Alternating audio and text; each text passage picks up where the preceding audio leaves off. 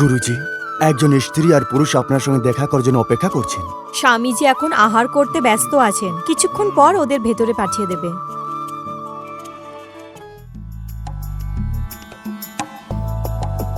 স্বামীজি, মনে হচ্ছে আবার কোনো দম্পতি সন্তানের আশায় আপনার থেকে আশীর্বাদ নিতে চান।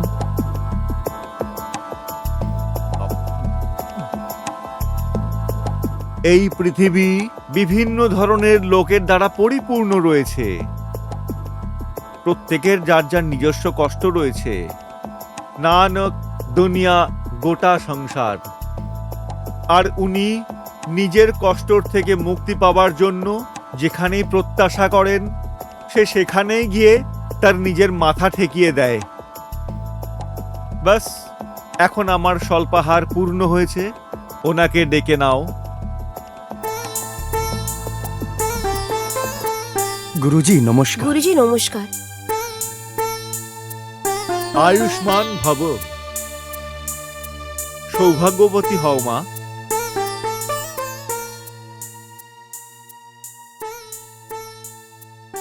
গুরুজি, আপনার ব্যাপারে শুনে অনেক দূর থেকে আপনার দর্শন করতে এসেছি। এটা ভেবেছি আমাদের উদ্ধার আপনার থেকেই হবে। বলো বালক, তোমার মনে কি কষ্ট রয়েছে? আমার থেকে তুমি কি প্রত্যাশা করো? আমি শুনেছি গুরুজি যে আপনার এই আশ্রমে অনেকজন নিঃসন্তান আপনার চরণে এসছে, যারা আপনার আশীর্বাদ পেয়ে সন্তান সুখ পেয়েছে। আমাদের বিয়ের 3 বছর থেকে বেশি হয়ে গেছে, কিন্তু আমাদের বংশকে আগানোর জন্য এখনো অবধি কাউকে পাইনি। গুরুজি, আমি লোকের কথা শুনতে শুনতে দুঃখিত হয়ে গেছি। আমার ঘর পরিবারের লোকরাও আমাকে বাঞ্জ বলে বলে খুব দুঃখ দেয়। আমার শাশুড়ি আমাকে বাড়ি থেকে বার করে এনার দ্বিতীয় বিয়ে দেওয়ার ধমকি দেন। যদি যদি আমি মা না হতে পারি তো আমি আত্মহত্যা করে নেব। একদম নয় বালিকা। আত্মহত্যার ব্যাপারে চিন্তা করাও অত্যন্ত পাপ। এই ভগবান তোমাকে এত সুন্দর শরীর, মন এবং স্বামী দিয়েছেন, তিনি তোমার এই কোল ভরিয়ে দেবেন। আমি হয়তো তার মাধ্যম হতে পারি, কিন্তু দেওয়ার মালিক কেবল তিনি। কত উচ্চ ভাবনা আছে আপনার। আপনার দর্শন করে আমরা ধন্য হয়ে গেলাম। দয়া করে আমাদের রাস্তা দেখান। এই আশ্রমের নাম স্বর্গ আশ্রম এই জন্যে রাখা হয়েছে। এখানে আসা সবাই সব সুখ স্বাচ্ছন্দ্য আর আরাম পায় আর সুখী হয়। গুরুজি, আমি আপনার আর এই আশ্রমের সবসময় ঋণী থাকবো। ঠিক আছে বালক পুত্র, সন্ধেবেলায় এসে ওষুধ নিয়ে যেও তুমি। নমস্কার। নমস্কার।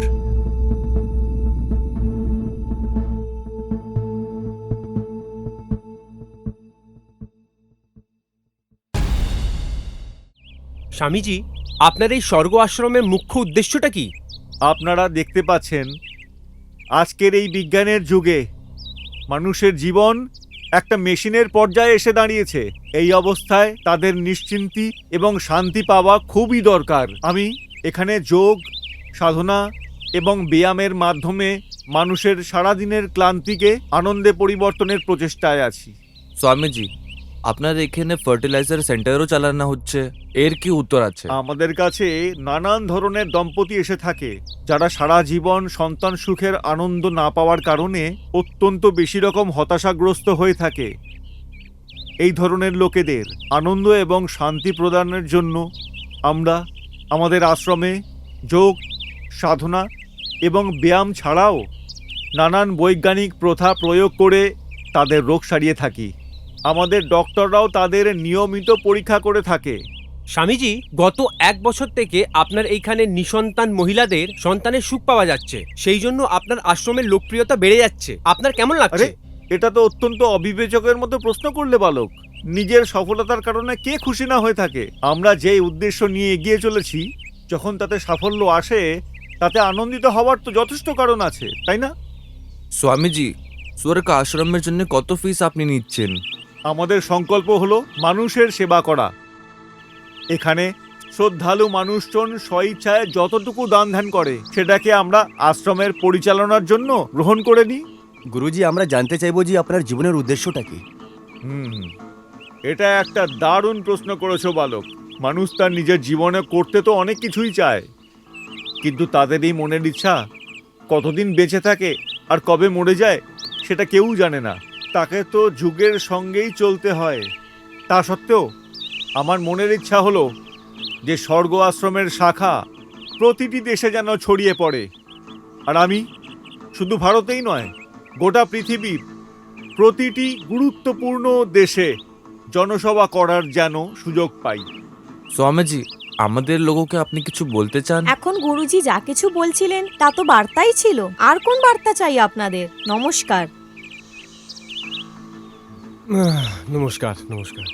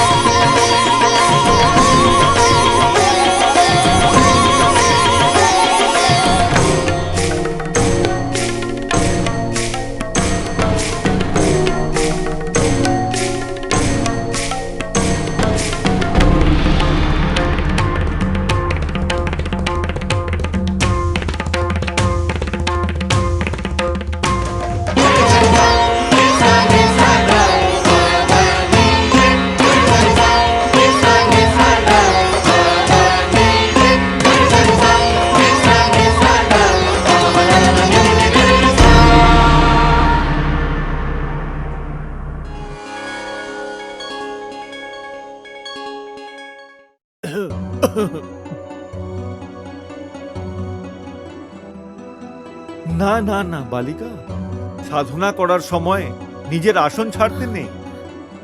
দেখো, আজ এই আশ্রমে তোমার প্রথম দিন। আমি তোমাকে এমন কতগুলো আসন আর যোগ শেখাবো যেগুলো তোমাকে রোজ করতে হবে। আগে আসনে বসে পড়ো। হ্যাঁ।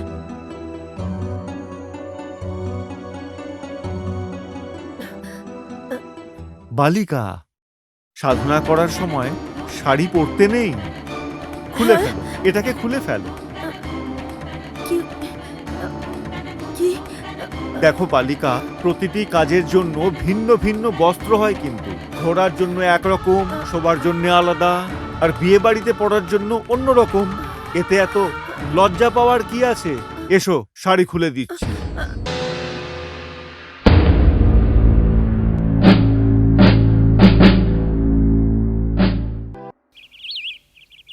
এই নিন স্যার আপনার ফাইল।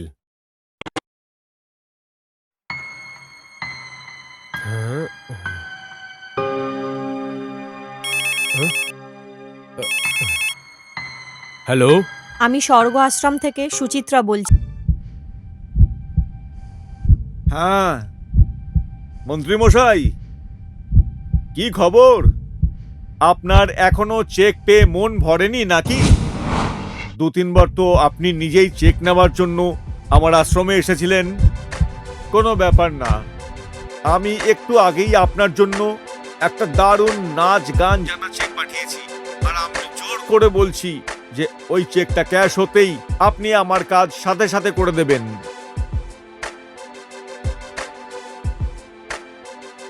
উকিল সাহেব, এই নিন ফাইল। আপনারা যান, এখন আমার সাথে কিছু দরকারি লোক দেখা করতে আসছে। হ্যাঁ ঠিক আছে আপনি স্যার। আসুন। ঠিক আছে ঠিক আছে, নমস্কার স্যার। স্যার, আপনার সঙ্গে একজন ম্যাডাম দেখা করতে চাইছেন। আরে ভাই, পাঠাও, তাড়াতাড়ি পাঠাও।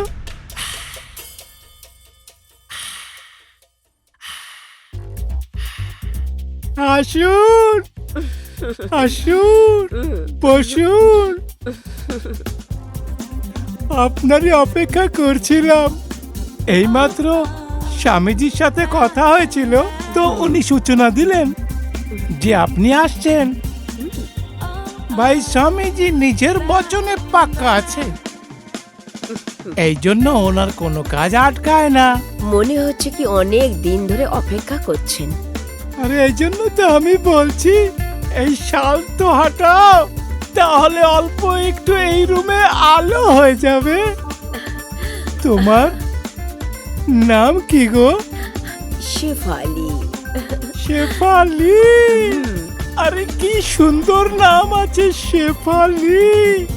ভাই, স্বামীজি বলছিলেন যে তুমি নাচ গান খুব ভালো করো।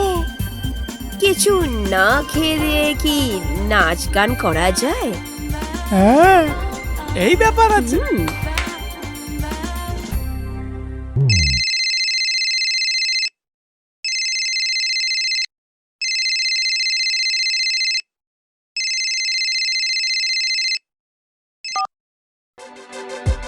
কে? মন্ত্রী মশাই, স্বামীজি। আরে ভাই, মজা এসে গেল স্বামীজি। আপনার চেক ক্যাশ হয়ে গেল। এখন তো কোটি কোটির সরকারি জমিন আপনার হলো।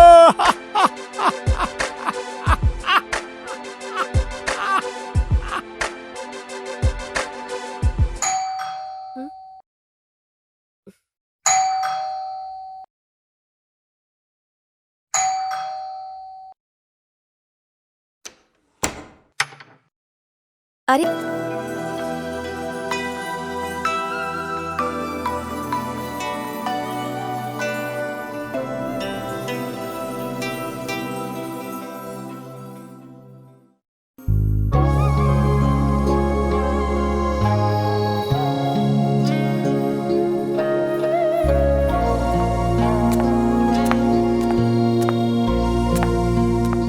নে, গরম গরম চা খা। Thank you. গুরুজিকে জেলে পোড়ার ব্যাপারটা পরে দেখা যাবে। তুই এখন ফ্রেশ হয়ে যা, তোর জামাইবাবু চলে আসলে আমরা ঘুরতে যাব। ঠিক আছে দিদি।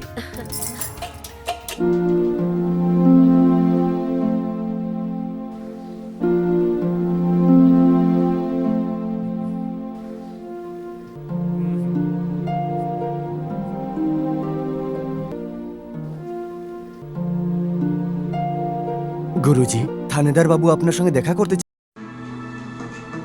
আসুন আসুন দারোগা বাবু, এবার তো অনেক দিন বাদে পদার্পণ হলো। সব ঠিক আছে তো? সব ঠিক আছে মহারাজ, আপনার জন্য খুশির খবর এনেছি। আচ্ছা আচ্ছা, তাড়াতাড়ি বলুন।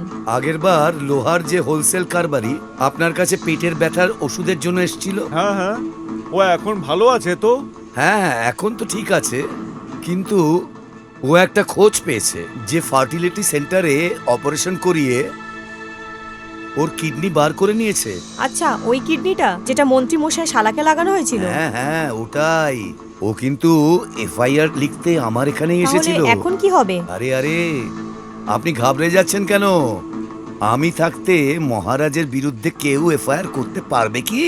শালাকে আমি ধমকে দিয়েছি, আবার যদি ভবিষ্যতে এফআইআর দায় করতে যাও তাহলে মেরে মাটিতে মিশিয়ে দেব। এখন বুঝতে পারছি যে সকাল সকাল কেন তোমার ওই এসপি সাহেব আমার থেকে চেক চাইছিল। হ্যালো, আর চেকটা আপনি এসপি সাহেবকে দিলেন? দারোগা বাবু, আপনি কেন অকারণে করছেন? আপনি তো জানেন যে আমার কাছে এত মোটা চেকবুক রয়েছে। আপনার চেক আপনার কাছে পৌঁছে যাবে। আরেকটা আরজি আছে মহারাজ। আপনি শুধু আদেশ করুন। মহারাজ, আগেরবার আপনি যখন চেকটা থানায় দিয়েছিলেন ওখানে অনেকেই এর ভাগা নিয়ে নিয়েছে। আমার কি মিলল? আমি চাই চেকটা থানায় দেওয়ার বদলে চেকটা আমায় এখানে দিয়ে দিন। আপনার যা ইচ্ছা।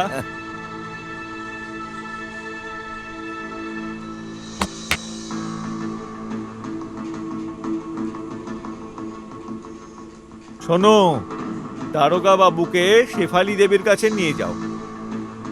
চলুন।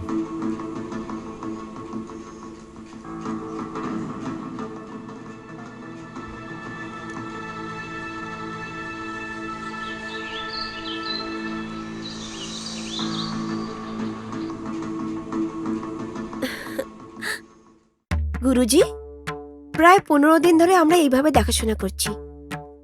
আপনার এই ট্রিটমেন্টের কোনো রেজাল্ট পাবো কি আমি? আমাদের ফার্টিলিটি সেন্টারের ডক্টর হুম।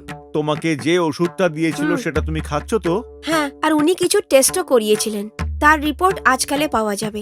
তার উপরে আপনারও তো ট্রিটমেন্ট চলছে না। আজকে তোমাকে আমি এমন একটা খুশির খবর দেব যে তুমি খুশিতে লাফিয়ে উঠবে। সত্যি গুরুজি? হুম। বলুন না, তাড়াতাড়ি বলুন না। দেখো বালিকা, আমরা যে কাজটা এতদিন ধরে এখানে করে আসছি সেই কাজ এখন 2-3 দিন নিজের স্বামীর সাথে তোমায় করতে হবে। তার মানে? আরে ভাই, তারপরেই তো নিশ্চিতভাবে আমরা তোমার প্রেগন্যান্সির খবর প্রচার করতে কি পারবো। কি আমি প্রেগনেন্ট হয়ে গেছি? একদমই। ও গুরুজি, খুশিতে তো আমি মরে যাব। Guruji, I love you Guruji, I love you Guruji. কিন্তু এই চমৎকারটা কিভাবে হলো? এখন তোমার উদ্দেশ্য কি, আম খাওয়া নাকি গাছের সংখ্যা গোনা? তুমি নিজের বাড়িতে গিয়ে এখন খুব নিশ্চিতভাবে তোমার বাড়ির সবাইকে বলতে পারো যে তুমি এখন মা হতে চলেছো। আর আজকে আমাদের শেষ সাক্ষাৎ। এ কথা বলো, আজকের এই অন্তিম সাক্ষাৎকে স্মরণীয় করতে চাও না তুমি? হ্যাঁ হ্যাঁ, কেন না। আজকের দিন আমার জীবনের জন্য সব থেকে ভালো দিন। গুরুজি, আপনার ঋণ কিভাবে চুকাবো আমি? গুরুজি, আমি আপনার ঋণী গুরুজি। আমি কিন্তু আপনার ঋণী, আমি কিন্তু আপনার ঋণী গুরুজি। আমি ঋণটা চুকাতে চাই গুরুজি।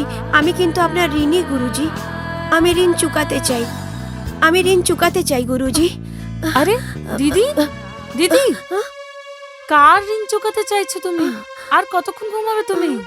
তোমার রিপোর্ট নিয়ে ফার্টিলিটি সেন্টারে যেতে হবে। এবার ওঠো আর তৈরি হয়ে নাও।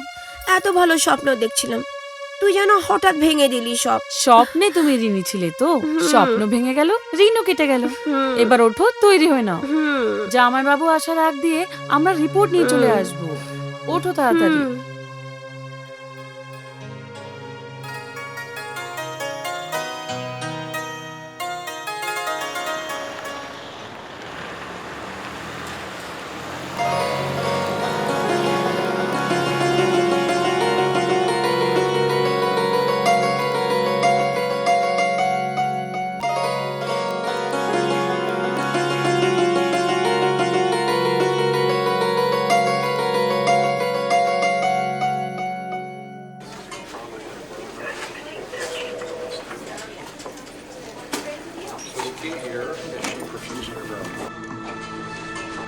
এটা নিন।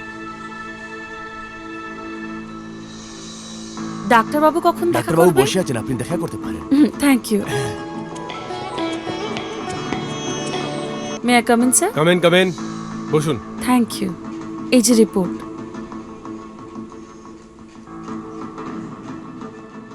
এই রিপোর্টটা আপনার নাকি? না না, এটা আমার সিস্টারের, ও বাইরে বসে আছে। দেখুন, আপনি পেশেন্ট না, এই জন্য আপনাকে বলছি আমি, এই পেশেন্ট কোনো মতেই প্রেগনেন্ট হতে পারে না। কি? দেখুন, সহজ কথায় বলতে গেলে যে এনার গর্ভের নলিটা বন্ধ আছে, সেই জন্য ইনি প্রেগনেন্ট হতেই পারেন না। তো ও কখনো মা হতে পারবে না? দেখুন, আজকাল বিজ্ঞান অনেক ছড়িয়ে গেছে, বিজ্ঞানের যুগে অনেক বড় বড় চমৎকার হচ্ছে, সেই জন্য এটা বলা যেতে পারে না যে এনার মা হওয়ার অসম্ভব কথা, কিন্তু মুশকিল অবশ্যই আছে। তো ডাক্তারবাবু, এই মুশকিলটাকে সহজ কি করে করা যায়? দেখুন, প্রথমত এনার একটা ছোট অপারেশন করতে হবে, যার সাহায্যে এনার বন্ধনলী আমরা খুলে দেব। কিন্তু তারপরেও 10 থেকে 15% চান্স আছে এনার প্রেগনেন্ট হওয়ার, তার বেশি হবে না। কেবল 10%? তাতে কি হবে? আমি যদি বলি একটাই উপায় আছে যার থেকে উনি প্রেগনেন্ট হতে পারেন। আর ওটা কি উপায়? এনার উপর আমাদের টেস্ট টিউব থেকে বাচ্চা জন্ম দেবার ফর্মুলা আমাদের অ্যাপ্লাই করতে হবে, যেটা অনেক কস্টলি হতে পারে। তাও কত খরচা লেগে যেতে পারে? কমপক্ষে 3 লাখ টাকা। 3 লক্ষ? এটার কি গ্যারান্টি ডাক্তারবাবু যে 3 লক্ষ খরচা করার পরেও এই ফর্মুলাটা সাকসেসফুল হবে? না, তখন তো 90% চান্স হয়ে যাবে। আপনি 2-1 দিনে ভাবনা চিন্তা করে নিন। তারপরে আপনি যেটা বলবেন সেটা হয়ে যাবে। ঠিক আছে ডাক্তারবাবু, আমরা দুদিনে ভেবে জানাচ্ছি। Thank you.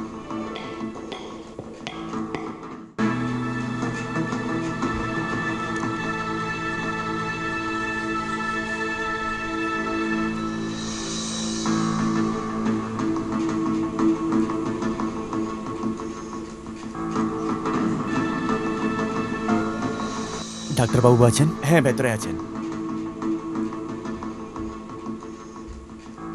আসুন, বসুন।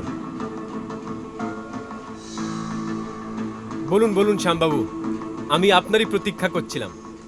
তাহলে কি ভাবলেন আপনি সরলাজির ব্যাপারে? এবার ভাবার কি আছে ডাক্তারবাবু, যেরকম আপনি বলেছিলেন ওই রকমই করার ভেবেছি। তাহলে ঠিক আছে, কাল থেকেই আমরা ট্রিটমেন্ট শুরু করে দিচ্ছি। প্রথমে অপারেশন করে ওনার বাচ্চা হওয়ার ব্লক টিউবটা আমরা খুলে দেবো, তারপর ওভারির মধ্যে স্পাম্পসকে ইনসেমিনেট করব। যেরকম আপনি ঠিক ভাবেন। যাই হোক, আপনার এখানে কোনো লেডি ডক্টর নেই? আপনি চিন্তা করেন না, এইসব কাজ লেডি ডক্টররাই করবে। আমি তো আপনাকে এক্সপ্লেন করছি। তাহলে ঠিক আছে। তাহলে ওই ফিসটা আপনি দিয়ে দিন। হ্যাঁ হ্যাঁ, এটা রইল আপনার 3 লাখ টাকার চেক। আর এবার আপনি কাজ শুরু করতে পারেন। হ্যাঁ ঠিক আছে, এই নিন, এটার উপর আপনি সই করে দিন।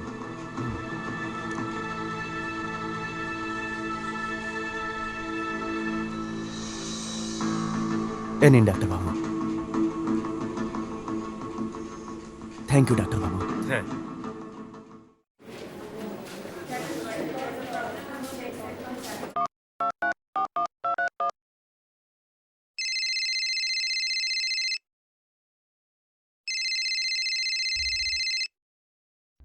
স্বামীজি নমস্কার। নমস্কার, আমি সুচিত্রা বলছি। বলুন ডাক্তার, কি কাজ আছে? সুচিত্রাজি, আপনি স্বামীজিকে বলে দিয়েন উনি যেরকম চাইছিলেন সেটা আমি করে দিয়েছি। মানে? ওই সরলার কেসে নর্মাল অপারেশন করলেই সবকিছু হয়ে যেত, কিন্তু আমি ওর বরকে বলে দিয়েছিলাম কি টেস্ট টিউব থেকেই আপনার বউ প্রেগনেন্ট হতে পারে, যার মধ্যে 3 লাখ টাকার খরচা হবে। গুড, উনি মেনে গেছেন? হ্যাঁ হ্যাঁ, মেনেও গেছে এবং 3 লাখ টাকা দিয়েও গেছে। চেক আমি পাঠিয়ে দিচ্ছি। সাব্বাস ডাক্তার, তুমি 10-15 দিনের মধ্যে এরকম মুরগি ফাঁসিয়েই নাও। স্বামীজি অনেক খুশি হবেন। আরে আমার থেকে স্বামীজি কোথায় খুশি হন, ওনাকে তো তুমিই খুশি করতে পারো। যেই তুমি ওনার কোলে গিয়ে বসে যাও, উনি একেবারেই খুশি হয়ে যান। Shut up. হ্যালো শের সিং জি। হুজুর নমস্কার। নমস্কার কাকা। এটা পুলিশ স্টেশনে হাওলদার পাগড়ি লাগিয়ে কেন বসে আছে? তো বলুন কেন আসলে সকালে সকালে? হুজুর, এফআইআর দর্জ করাতে এসেছি। থানেদার সাহেব কোথায় আছেন? আরে অন্ধ নাকি? দেখতে পাচ্ছ না? ইনি আছেন তো। এনার নাম হচ্ছে পক্কল ঘোষ। কি বললি তুই কি বললি? এই একজন সাহেব এসছেন হ্যাঁ, হ্যাঁ। এফআইআর লেখাতে। এফআইআর দর্জ করানোর জন্য এসেছি। হ্যাঁ হ্যাঁ, আসো, বসো বসো বসো বসো বসো, আমি লিখবো। হ্যাঁ বলো, কি প্রবলেম আছে তোমার? কি হয়েছে বলো, কি প্রবলেম আছে বল তোর। হুজুর, হ্যাঁ হ্যাঁ বাবা বলো, কি প্রবলেম হয়েছে হুজুর, আপনার? এফআইআর দর্জ করানোর আছে। 2টো বাচ্চা হারিয়ে গেছে, হ্যাঁ সেজন্য এফআইআর দর্জ করানোর জন্য এসেছি। আচ্ছা, এই তোরা দুজন পান্ডু সামলাও, এনার কি প্রবলেম আছে দেখো এনাকে। ময়দানে কোনো লড়কার সঙ্গে বসে বসে গল্প করছে। কত উমর হচ্ছে ওর ছেলের? হুজুর, একজনের 12 বছর আছে, আরেকজনের 13 বছর ও, আছে। আচ্ছা। মা বাবার বাচ্চা? ডাক্তার বাবুরা বলে 2টো বাচ্চার মাঝখানে 3 বছরের অন্তর হবার উচিত। হ্যাঁ। আর তুমি এই বুড়োর বয়সে 2 বছরের মধ্যেই 2টো মেয়েকে ঠুকে দিলে। তাহলে বাবা আপনি একটা কাজ করুন, আপনি একটা অ্যাপ্লিকেশন লিখুন। লেখাপড়া জানেন আপনি? হ্যাঁ হুজুর, একটু লেখাপড়া জানি। হ্যাঁ, তাহলে এই নাও পেন। পান্ডু, আয়নো কাগজটা, আরে এটা নাও কাগজ। এটাতে লেখো।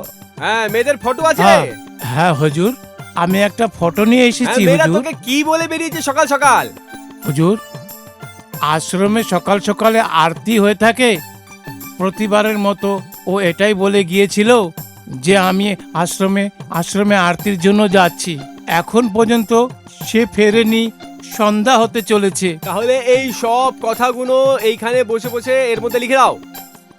এই ফটো এর ওপর লাগিয়ে দিও। পান্ডু,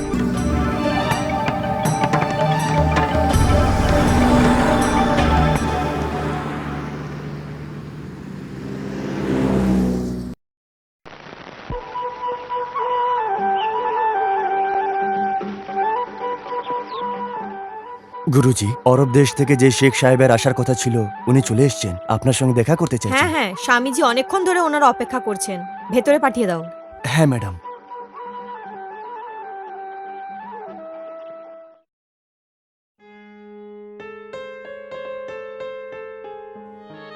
আসসালামু আলাইকুম। আসসালামু আলাইকুম। নমস্কার শেখ সাহেবান, নমস্কার। নমস্কার। নমস্কার। গচি, তুই তো অনেক বড় আশ্রম বানিয়ে বসেছি, খুব নাম হচ্ছে তোমার। আমরা তো ভাবলাম তুমি একটা কোনো ছোট মন্দির নিয়ে বসে আছো। এখানে লোক তোমাকে গোর্তেক মাফিক বলে। আপনাদের মতো মানুষদের শুভকামনায়। তোমার এজেন্টকে আমরা অর্ডার দিয়েছিলাম, মিললো? হ্যাঁ স্যার, আপনার অর্ডার আমরা পেয়ে গেছি। আপনার পার্সেল তৈরি আছে। কত পার্সেল আছে? 4টে। কিন্তু আমরা তো 8 পার্সেলের অর্ডার দিয়েছিলাম। দেখুন, এখন তো আমাদের ডিলে সবে শুরু হয়েছে, আপনি জানেনই যে কত রিস্ক। এখন 4টে নিয়ে যান, বাকি আমরা পাঠিয়ে দেবো। অদ্ভুত ব্যাপার, তোমার এজেন্ট বলেছে এক একটা মেয়ের 5-5 লাখ টাকা নেবে। আমরা কবুল করেছিলাম, তারপরও 4 জনের জোগাড় করেছো। এইবার তো আপনারা 4টেই নিয়ে যান, বাকি সব আমি নিজে পৌঁছে দেব। আপনাদের বারবার আসার প্রয়োজন হবে না কোনো রকম। তুমি জানো আমাদের দেশে মহিলার কত দরকার আছে। হ্যাঁ হ্যাঁ, আপনি নিশ্চিন্ত থাকুন, আমরা খুব শীঘ্রই আপনার অর্ডার পূরণ করব। স্বামী, আমরা তোমাদের দেশে এসেছি, আমাদের খাতির করবে না? আমার তোমার এই দুটো মেয়ে খুব পছন্দ হয়েছে। শেখ সাহেব, এরা দুজনে তো একদম আমার পার্সোনাল প্রপার্টি, এদেরকে তো আমি দিতে পারবো না। আপনাদের এর থেকেও আরো ভালো মাল দিচ্ছি আমি, এমন যাদের সঙ্গে দেখা করে আপনারা সব কিছু ভুলে যাবেন। খুশামদিন, খুশামদিন। খুশামুদ্দিন।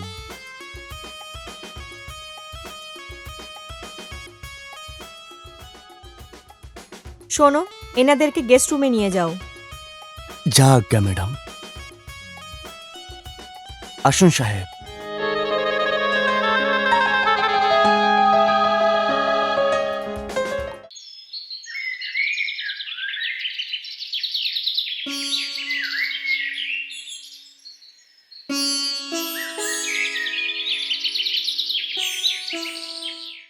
কোথায় গেছে স্বামীজি?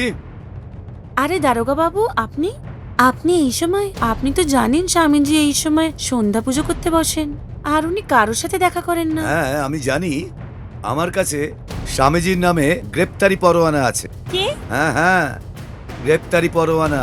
অনেক পাপ করেছেন উনি, এখন ওনার দিন এবার অনেক বদলাচ্ছে। উনি আরবের শেখকে এখানকার মেয়েদের বিক্রি করেছিলেন, সে ধরা পড়েছে। আর উনি স্বামীজির নাম বলে দিয়েছেন, এখন আমরা কিচ্ছু করতে পারবো না। না না, এরকম বলবেন না, অনর্থ হয়ে যাবে। স্বামীজির এত বড় সাম্রাজ্য চোখে নিমেষে ধ্বংস হয়ে যাবে। আমি এখন কি করতে পারি? আর তোমরা কতক্ষণ ওনার সঙ্গ দেবে? না না ইন্সপেক্টর বাবু, কিছু করুন না, আমরা সবাই বরবাদ হয়ে যাব। তুমি এত চিন্তা করছো কেন? স্বামীজির কাছ থেকে তুমি যা পেতে আমি এখন তাই দিতে পারি। হ্যাঁ, তোমাদের বাঁচানোর জন্য কোনো না কোনো রাস্তা আমি অবশ্যই বার করব। শুধু আমাদেরই নয়, স্বামীজিকেও বাঁচানোর কোনো রাস্তা যদি আপনি বার করতে পারেন, তাহলে আমরা আপনার সব ইচ্ছা পূরণ আমি করব। অপারক, এটা ঠিক। স্বামীজির প্রতি তোমাদের এত ভক্তি শ্রদ্ধা দেখে খুব খুশি হয়েছি। স্বামীজির পুরনো সম্বন্ধ দেখতে দেখতে আমি এটা করতে পারি, স্বামীজিকে পুলিশের জিপে কিছুতেই বসতে দেব না। আমি 2 জন হাবিলদারকে এখানেই বসিয়ে রেখে গেলাম। যখন স্বামীজি আসবেন আপনারা 3 জন আপনাদের ভ্যানে আমার হাবিলদারদের সাথে চলে আসবে। মনে রাখবে, যদি এখানে কোনো গন্ডগোল হয় তোমরা জানবে এর ফলাফল খুব খারাপ হবে।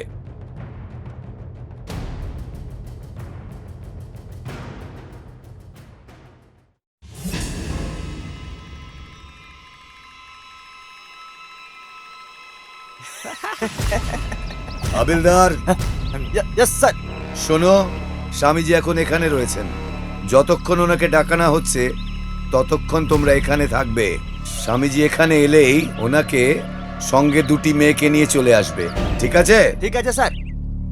আর আমি জিপ নিয়ে চলে যাচ্ছি, তোমরা ওনার গাড়িতে চলে আসবে। মনে রাখবে আশ্রমে যেন কোনো গন্ডগোল না হয়, কেননা স্বামীজির গ্রেপ্তারে খবর পাওয়া মাত্র গন্ডগোল এখানে হতে পারে। এই জন্য পুলিশের জিপের বদলে ওনাকে ওনার গাড়িতে নিয়ে যাওয়ার জন্য বলছি তোমাদেরকে। ঠিক আছে স্যার, আপনি নিশ্চিন্ত থাকুন, আপনি যেরকম বলেছেন ওই রকমই হবে। গুড, আমি যাচ্ছি এখন। ঠিক আছে স্যার। আই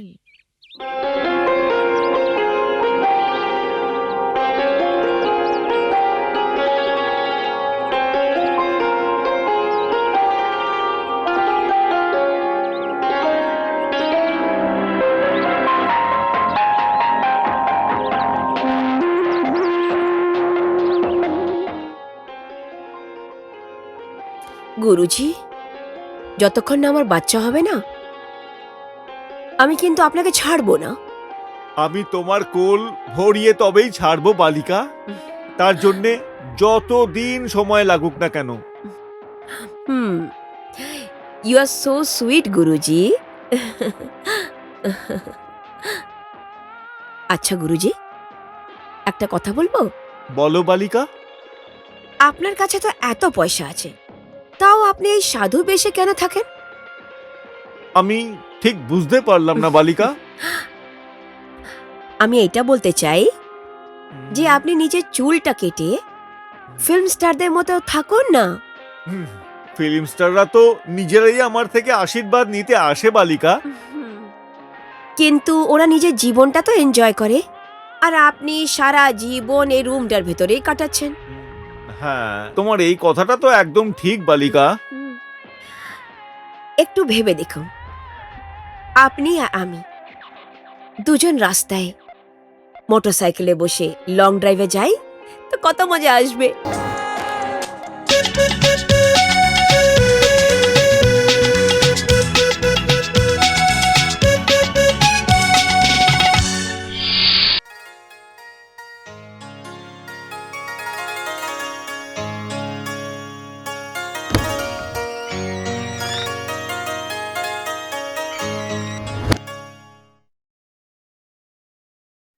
নমস্কার স্বামীজি।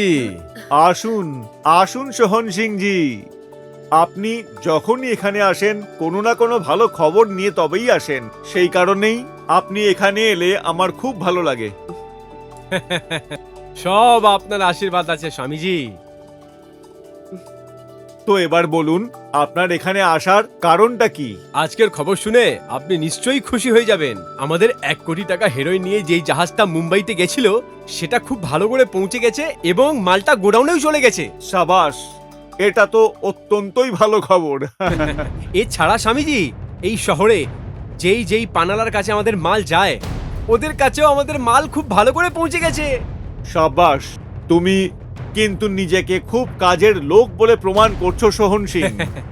সব আপনার আশীর্বাদ আছে স্বামীজি, আর আপনার আজ্ঞা অনুযায়ী এই পুরো শহরের নেটওয়ার্ক হয়ে গেছে আমাদের হেরোইনের, আর এখন পর্যন্ত কেউ জানতেও পারেনি এর ব্যাপারে।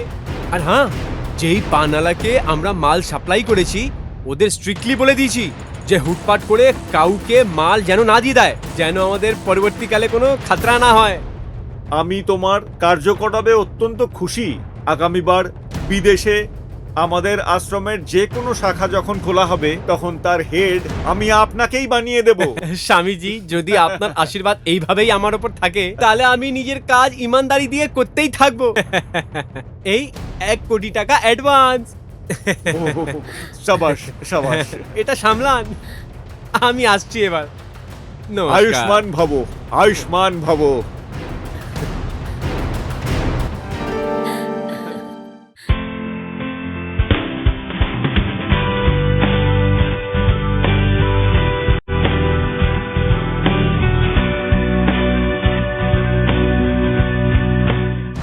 নেতাজি, নেতাজি, নেতাজি, নেতাজি, নেতাজি, নেতাজি, নেতাজি, নেতাজি, নেতাজি। বাইরে কিছু লোকেরা এসছে, ওরা আপনার বিরুদ্ধে কথা তুলেছে, আপনার সঙ্গে দেখা করতে চাইছে। তুমি দেখতে পাচ্ছ না সাহেব খাবার খাচ্ছেন? কে আছে? ওদের নেতাকে ডাকো। নেতাজি, নেতাজি, নেতাজি, নেতাজি, মন্ত্রীজি প্রমিস করেছিল আমাদের বাচ্চাকে খোঁজার জন্য পুরো জান লড়িয়ে দেবেন, কিন্তু আজ পর্যন্ত মেয়েদের কোনো খবর নেই। দেখুন, এটা নিয়ে মন্ত্রীজি অনেক চিন্তিত আছেন। আপনার মনে আছে সেদিন উনি বলেছিলেন কি যতক্ষণ বাচ্চা না পাওয়া যায় ততক্ষণ উনি একটা খাবারও খাবেন না, আর তখন থেকে নিয়ে আজ পর্যন্ত উনি খাবারটা খান, উনি দেখে নিন, শুধু ফল আর এইসব খেয়েই উনি কাটাচ্ছেন। আপনি জানেন কি ইনি কি কি করেননি? অনেক স্ট্রিক্ট স্টেপ নিয়েছেন, অনেক কটা পুলিশ আর কনস্টেবলকে সাহেব সাসপেন্ড করে দিয়েছেন। আপনি জানেন কি নিউজ পেপার আর টিভিতেও আমরা বিজ্ঞাপন দিয়ে দিয়েছি, বাচ্চারা অবশ্যই পাওয়া যাবে, আর যে বাচ্চাকে খুঁজে নিয়ে আসবে আমরা ওকে 1 লাখ টাকা ইনাম দেবো। সব এরিয়ার গুন্ডা এবং বদমাশ থেকে আমরা কথা বলে নিয়েছি, কিন্তু এইভাবেই তো কাজ শুরু হবে। এইভাবে চেঁচামেচি করলে বাচ্চা থোড়েই চলে আসবে। হ্যাঁ,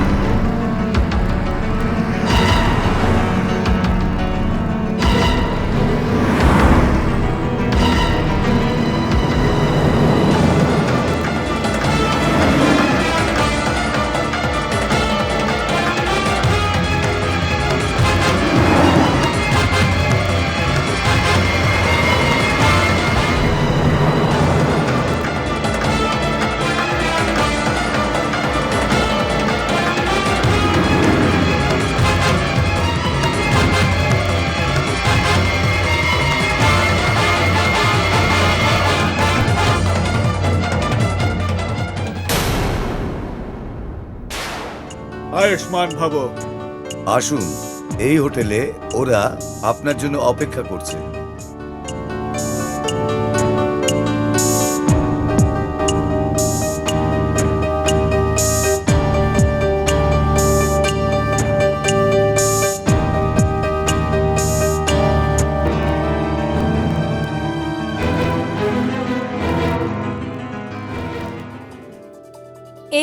এইসব কি হচ্ছে স্বামীজি?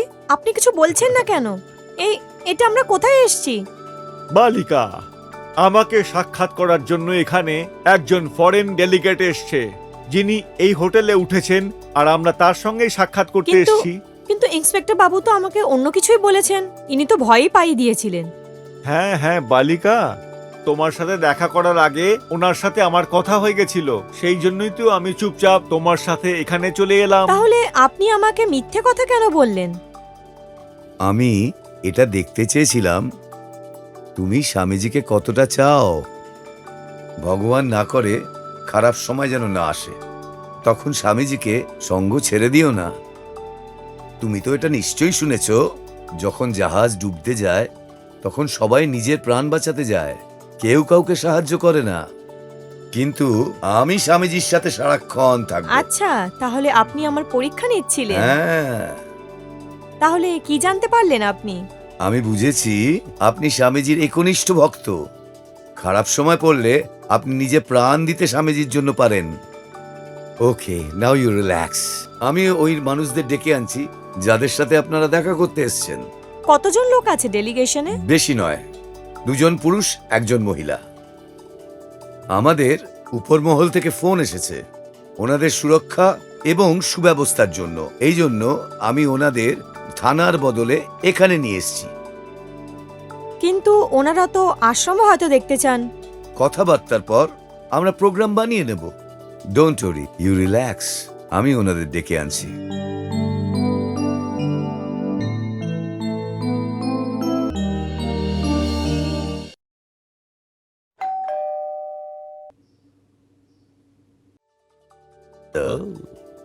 Hello, police officer.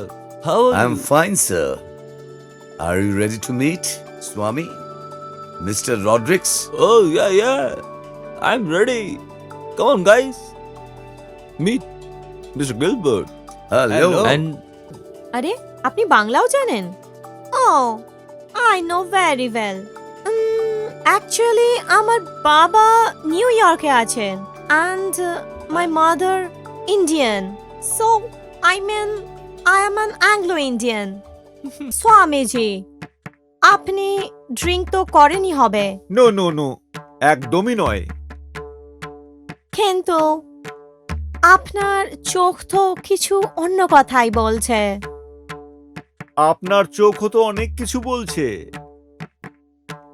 দেখুন, আপনি কেন বুঝতে পারছেন না?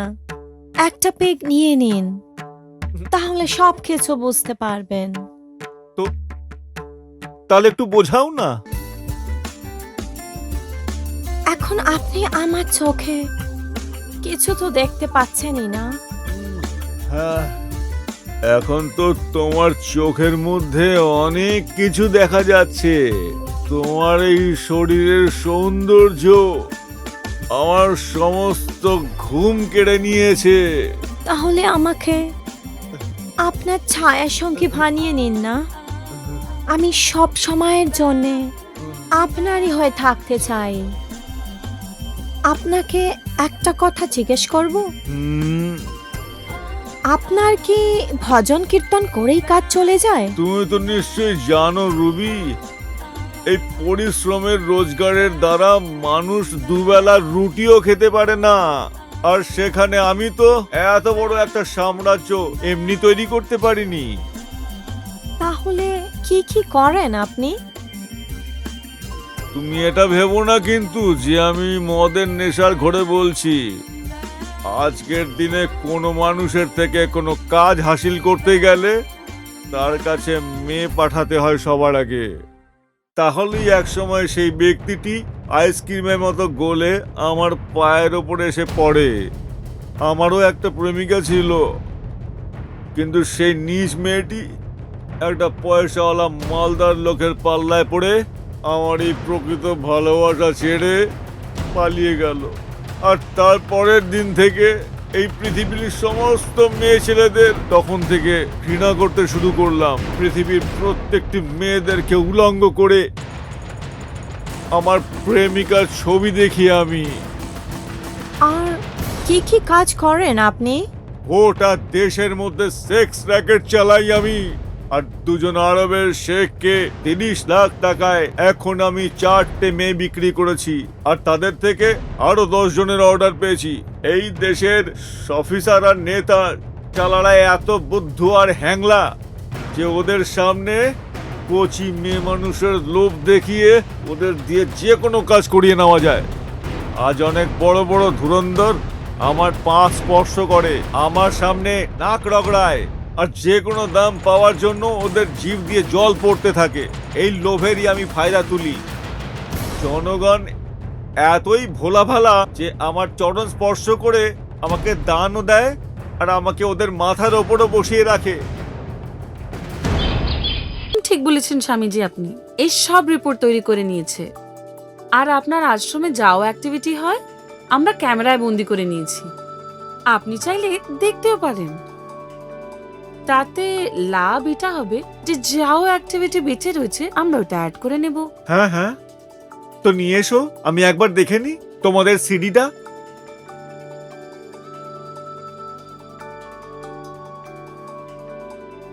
এই যেটা নিন, এটা আপনি নিজে সিডি প্লেয়ারে লাগিয়ে নিন।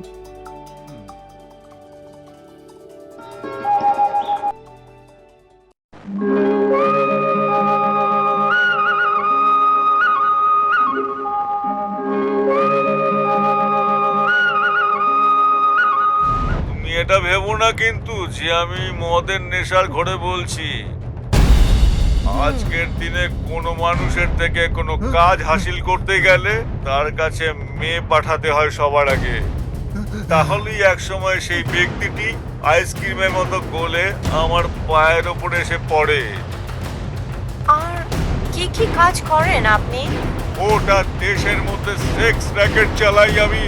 আর দুজন আরবের শেখকে 30 লাখ টাকায় এখন আমি 4টে মেয়ে বিক্রি করেছি। আর তাদের থেকে আরো 10 জনের অর্ডার পেয়েছি।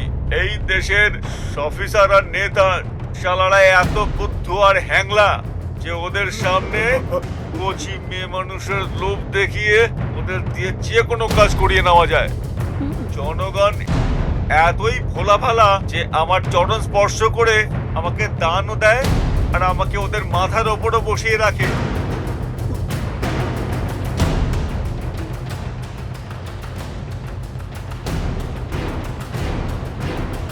চলুন। ভয় পাবেন না স্বামীজি, এটা তো আপনার নিজেদের লোক, আপনি তো ইনাকে চেনেন তাই না? স্বামীজি, আর আমি আপনাকে এটাও জানিয়ে দিতে চাই, ফরেন ডেলিগেশন থেকে যারা এসেছিল তারা আমারই পাঠানো লোক। আপনার মতন একটা ভণ্ডকে লোকজনের সামনে আনার জন্য আমাকে এই নাটক করতে হয়েছে। এবার আপনি জেলে যান আর চাক্কি পিছুন। চলো এখান থেকে। ऐसे साधु संतों पर कैसे हो विश्वास, इनके काले कर्मों ने जग का किया विनाश। न जाने क्या होगा, जगत का क्या होगा, न जाने क्या होगा, जगत का क्या होगा।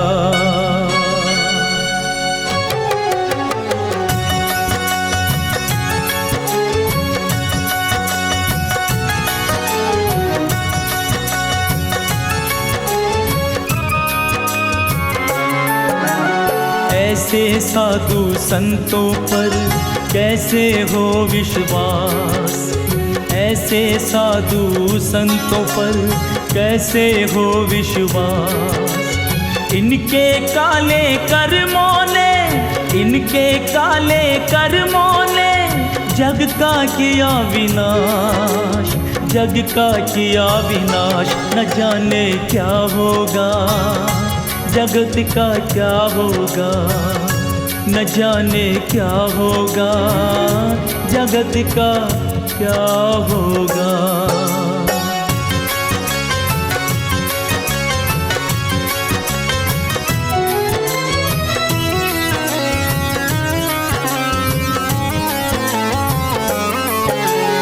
इस जग में ऐसे भी हैं जिनकी न पूछो बात, इस जग में ऐसे भी हैं जिनकी न पूछो बात।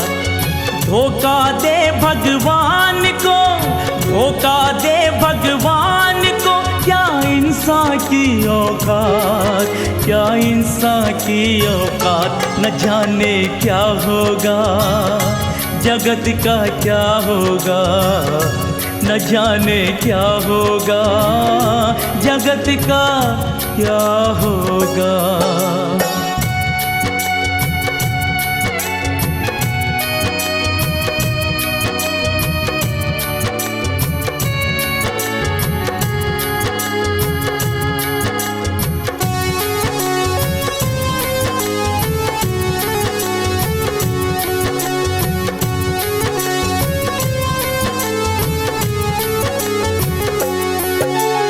जग के पालन हार तू क्यों बनता अनजान, जग के पालन हार तू क्यों बनता अनजान। इंसानों के भेष में, इंसानों के भेष में यहाँ घूम रहे शैतान, यहाँ घूम रहे शैतान। न जाने क्या होगा, जगत का क्या होगा, न जाने क्या होगा, जगत का क्या होगा।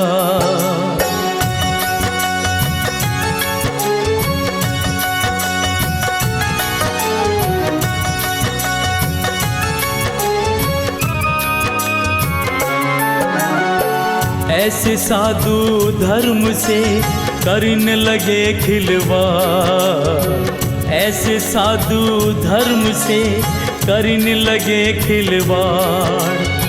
अपनी झोली भरी रहे, अपनी झोली भरी रहे, लेकर धर्म की आड़, लेकर धर्म की आड़। न जाने क्या होगा। স্বামীজি,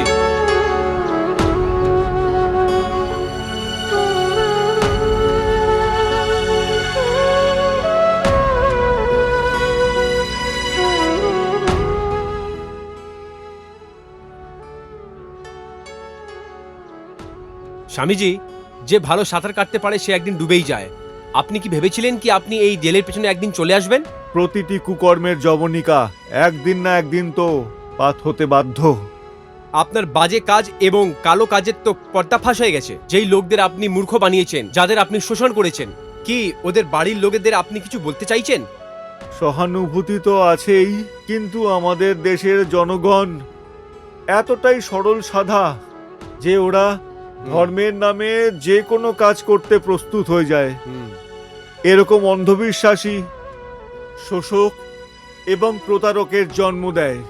তো এবার তো সবাই শোষণ আর ঠেকু থেকে মুক্ত হয়ে যাবে। শুধু আমার মতো একজনকে গ্রেফতার করে কি হবে? এই দেশের মধ্যে আমার মতো অনেক হাজার হাজার ঢঙ্গী সাধু সাধারণ জনগণের ধর্মীয় মনোভাবনার সাথে নোংরাভাবে খেলা করে থাকে সব সময়। ওদের সবাইকে গ্রেফতার করে নেওয়া দরকার। এই রকম নকল সাধু সন্তদের কার্যকলাপ যদি এভাবে চলতে থাকে, তাহলে এই দেশের জনতা ধর্মের প্রতি তাদের এই সদ্ভাবনাটাকে শেষ করে ফেলবে। 2-4 জন ব্যক্তি যারা প্রকৃতপক্ষে ধর্ম এবং সুসংস্কারের প্রচার প্রসার করে থাকে, তাদের প্রচেষ্টাকে শুধুমাত্র আঘাতই লাগবে না, বরঞ্চ এই দেশের থেকে আধ্যাত্মিক এবং সুসংস্কৃতির নাম চিহ্ন একদম মুছে যাবে। আমি ঈশ্বরের কাছে প্রার্থনা করব যে তিনি যেন আমার মতো নকল সাধু সন্তদেরকে সদ্বুদ্ধি দেন, যার মাধ্যমে এই দেশের ধার্মিক ভাবনার আত্মহনন যেন না হয়।